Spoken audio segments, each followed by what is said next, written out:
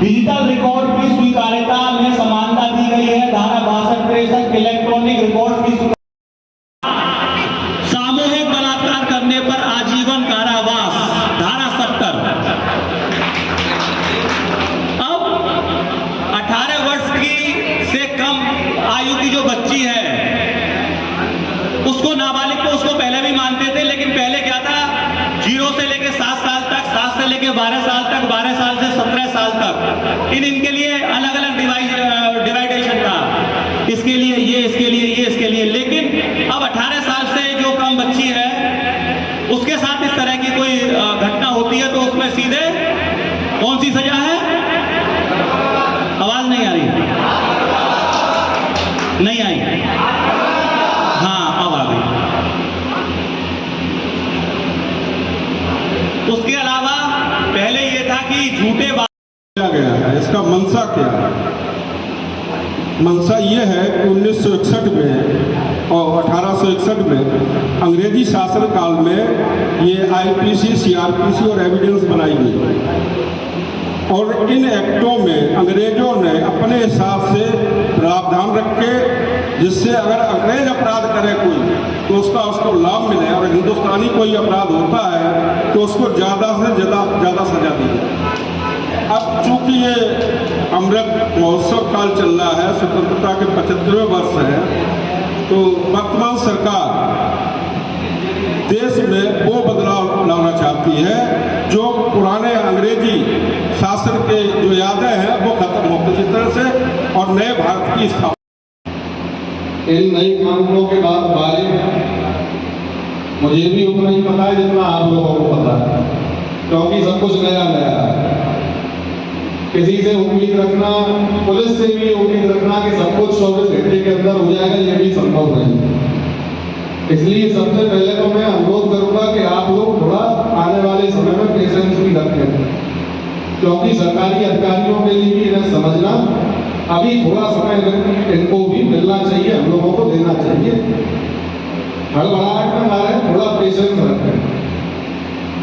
दूसरी बात जो प्रमुख तौर पर 2-3 बातें मुझे समझ में आई, एक तो सबसे बड़ा हमारे पिछले सीआरपीसी आईपीसी में था राजद्रोह। अब राजद्रोह क्यों था और क्यों अभी तक चल रहा था ये किसी के समझ से परे है। जब राजतंत्र ही नहीं था तो राजद्रोह किस बात का? जब 1950 में हमें हमारा संविधान मिल गया, हम एक लोकतांत्रिक देश घोषित हो गए, तो फिर राजद्रोह का प्रावधान अभी तक करके आ रहा, ये समझ से परे बात। लेकिन आज हमारी सरकार ने बड़ी खुशी की बात है कि राजद्रोह को हटा के उसमें देशद्रोह कर दिया। दूसरा सबसे बड़ा आपके मन में प्रश्न होगा कि जब सब कुछ कानून सही चल रहा था, जनता भी इसे समझ रही थी, अधिकारी गण भी इसे समझ रहे थे, तो इसे बदलने की आवश्यकता क्या थी? इसको बदलने का जो मुख्य उद्देश्य है वो ये सुनिश्चित करना है कि अगले सरकार द्वारा जो कानूनों को 3 नए कानूनों को नए तौर पर रखा गया है और जो पुराने जो हमारे कानून थे, इंडियन एविडेंस एक्ट, आईपीसी और सीआरपीसी, इनके स्थान पर भारतीय न्याय संहिता, भारतीय दंड संहिता को चेंज किया। इसी तरह भारतीय साक्ष्य अधिनियम, जो कानून लाए गए हैं इनका जनता के बीच में प्रॉपर प्रचार प्रसार किया जाए, लोगों को बताया जाए कि ये नए कानून अब आज से यानी 1 जुलाई से हमारे पूरे भारतवर्ष में लागू किए जाएंगे।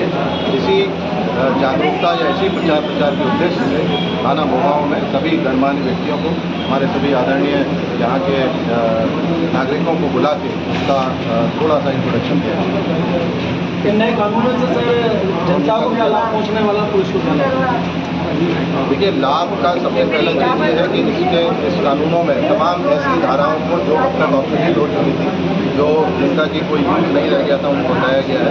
त्वरित न्याय मिल सके इस संबंध में तमाम नए प्रावधान लाए गए हैं और जो साक्ष्य अधिनियम में चेंजेस किए गए हैं वो जो आजकल की टेक्नोलॉजिकल एडवांसमेंट है उसको देखते हुए साक्ष्य अधिनियम में चेंज किए हैं। तो निश्चित रूप से जनता को, पुलिस को और संपूर्ण न्याय प्रणाली को लाभ मिलेगा। भारतवर्ष के प्रत्येक थाना में इस बात के निर्देश दिए गए हैं कि क्योंकि हर कानून जनता के लिए होता है तो जनता को इसके बारे में जरूर जागरूक करें। ऐसे जागरूक के कार्यक्रम है थाना मोगांव के क्षेत्र में, यहाँ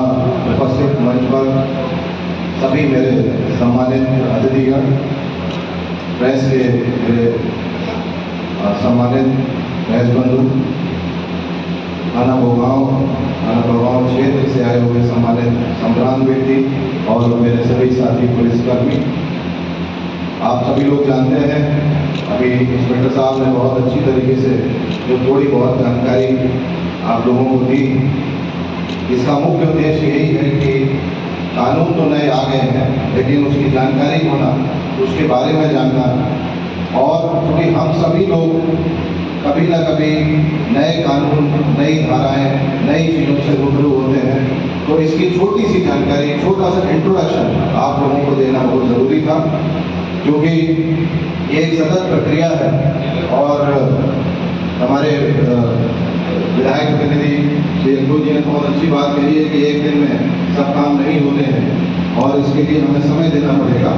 इसमें ज़रूरी होगा कि धीरे धीरे जिस तरह से कानून आता जाएगा, जिस तरह से धाराएं बदलती जाएंगी, जिस तरह से हमारे सम्मानित अधिवक्तागण आप लोगों को बताएंगे कोर्ट और कचहरी में जिस तरीके से न्याय की प्रक्रिया में सुधार आएगा, क्योंकि जो शब्द है इंडियन पीनल कोड यानी भारतीय दंड संहिता, अब ये दंड यहाँ से हटा के न्याय की तरफ जाने का बात की गई है, तो भारतीय न्याय संहिता उसका उल्लेख किया गया है। एक और इम्पोर्टेंट बात जो आप सभी लोगों को मालूम होना चाहिए वो ये है कि पहले कोई भी कानून होता था उसका दो अर्थ या दो मीनिंग हो जाते थे, या दो भाषाओं में उनको हमें बोलना पड़ता था। जैसे भारतीय दंड संहिता को हमें इंग्लिश में भी बोलना पड़ता था, इंडियन पीनल कोड, लेकिन अब ऐसा नहीं। अब हमको उसको हिंदी में ही बोलना है, अब उसे भारतीय न्याय संहिता ही कहना पड़ेगा, चाहे हम उसे हिंदी में बोलें, चाहे उसे हम इंग्लिश में बोलें। अगर इंग्लिश में भी बोलेंगे या इंग्लिश में भी उसे शॉर्ट फॉर्म करेंगे तो IPC नहीं बोलना, हमको BNS बोलना है। तो हमें अपनी भाषा पर भी गर्व। तो जैसे कि हमारे देश की सरकार, जिसका कि प्रमुख उद्देश्य ये है कि हम जितनी भी गुलामी की मानसिकता उसको भी तोड़ें, गुलामी के हर चिन्ह को मिटाएं, जिससे कि हमको ये याद भी न रहे